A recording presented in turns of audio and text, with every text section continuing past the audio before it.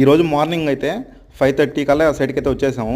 Columns అన్నీ marking చేసేద్దాం, complete చేసేద్దాం అని చెప్పి 5:30కి అయితే వచ్చాము. నేను మేస్త్రి అండ్ హెల్పర్ అయితే వచ్చేసాము. టోటల్గా 16 కాలమ్స్ అయితే వచ్చావి ఈ హౌస్కి. ఇది డూప్లెక్స్ హౌస్. కింద వచ్చేసరికి ఒక కిచెను, ఒక పూజ రూము, 2 డబుల్ బెడ్రూమ్, ఒక master bedroom and childrens bedroom అయితే కింద వస్తాయి. అలాగే ఫస్ట్ ఫ్లోర్కి వెళ్తే ఒక home theatre, 2 double bedrooms, living hall అయితే వస్తుంది పైన. అలాగే పైన ఓపెన్ టెర్రస్లో ఒక gym room, open gym room వస్తుందన్నమాట.